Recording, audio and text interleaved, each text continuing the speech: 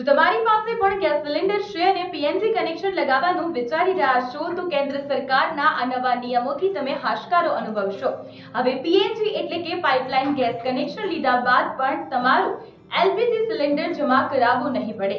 જી હા, જૂના નિયમ પ્રમાણે જો તમે પાઇપલાઇન ગેસ લેતા હોવ તો સિલિન્ડર કાયમી સરેન્ડર કરવો પડતો હતો। હવે નવા કાયદા મુજબ સરકારે ગ્રાહકોને બે મોટા ઓપ્શન આપ્યા છે। સૌથી પહેલો ઓપ્શન, પીએનજી કનેક્શન લીધાના 30 દિવસમાં જ તમે જાતે જ તમારું એલપીજી કનેક્શન રદ કરાવી શકો છો અને બીજો સૌથી બેસ્ટ ઓપ્શન છે, તમે કનેક્શન બંધ કરવાને બદલે ટ્રાન્સફર વાઉચર મેળવી શકો છો। હવે ફાયદો કોને થશે?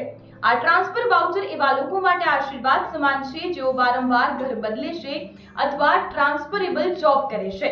ભવિષ્યમાં તમે કોઈ એવા એરિયામાં જશો જ્યાં પાઇપલાઇન ગેસ નથી તો આ વાઉચર બતાવીને તમે તરત જ નવો સિલિન્ડર મળી જશે। નવા કનેક્શનની માથાકૂટમાંથી મુક્તિ આપતા આ સમાચાર તમારા દરેક મિત્રો અને પરિવાર સાથે અત્યારે જ શેર કરો અને આવી જ અવનવી માહિતી માટે સંદેશ ડિજિટલ સાથે જોડાયેલા રહેજો।